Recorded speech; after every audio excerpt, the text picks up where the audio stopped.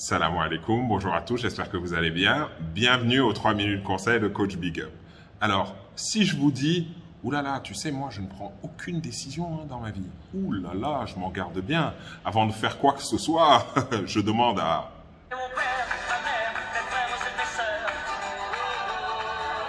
Ça vous rappelle quelque chose ou quelqu'un? Ou bien dans le style... Oh putain, je suis arrivé avec 1 minute de retard. Non, je suis vraiment trop un nul. Oh, je fais rien de bien dans ma vie, je suis capable de rien. Ça vous rappelle quelque chose? Ça vous rappelle quelqu'un? Eh bien, aujourd'hui, nous allons parler de la confiance en soi. Alors, premièrement, dans un premier temps, je vais vous expliquer quelles sont les origines de la perte de confiance en soi. Et deuxièmement, qu'est-ce que je propose comme solution? Alors, premièrement, la perte de confiance en soi provient généralement d'une expérience particulièrement négative dans la vie. Ça peut être dans la vie d'adulte, ça peut être dans la vie d'enfant. Dans la vie d'enfant, ça peut être des mots, des humiliations subies par l'enfant, par ses parents, ses frères et sœurs, ses amis, son entourage, des moqueries qui ont créé un traumatisme. Le deuxième point, c'est les gens qui sont perfectionnistes. C'est-à-dire qu'ils veulent tellement atteindre la perfection qu'ils en perdent leur confiance en eux quand ils se rendent compte que la perfection, en fait, ils n'y arrivent pas parce que la perfection n'est pas de ce monde. Et le troisième point, qui est lui aussi assez important, c'est le regard des autres. En fait, la peur du regard des autres. Qu'est-ce qu'il va dire? Qu'est-ce qu'il va faire? Etc. Et donc, finalement, on ne fait pas, on n'est pas soi-même et on perd sa confiance en soi. Alors, quelles sont les solutions, les alternatives? Alors, la première, non, il ne faut pas en rire, c'est le fait de se mettre face à un miroir et de se parler en se regardant droit dans les yeux et de se dire « Coach Big Up, je t'aime. Coach Big Up, je suis fier de toi.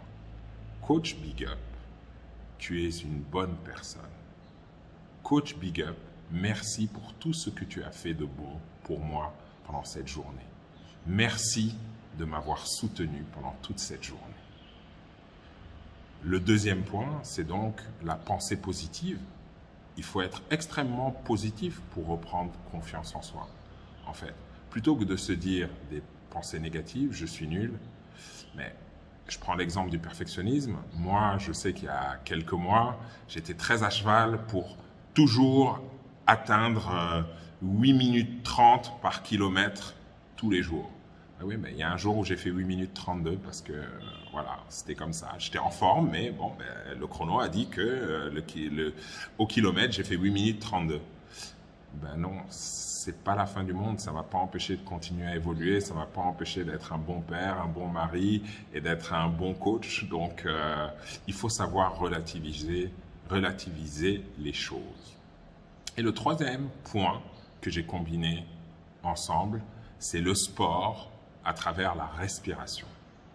Il est crucial de bien respirer. Quand on est stressé, quand on manque de confiance en soi, on a tendance à prendre une position fermée comme ça. Non. Les gens qui ont confiance en eux, ils ont une position ouverte, les épaules bien ouvertes, la cage thoracique bien ouverte, et ils respirent bien. Voilà, c'était les 3 minutes conseils de Coach Big Up. Merci de nous avoir suivis jusqu'au bout. Je vous rappelle que nous sommes sur Facebook, Instagram, LinkedIn et sur YouTube, que les coordonnées du cabinet sont disponibles sur Facebook. Si vous avez aimé, écoutez, mettez un petit pouce bleu, ça nous encouragera. Si vous avez des questions et ou des commentaires, n'hésitez pas à le faire, je me ferai un plaisir de les lire et d'y répondre. Et si vous pensez que cette vidéo peut être utile à quelqu'un, partagez-la. Vous serez béni sur plusieurs générations. J'y veillerai personnellement.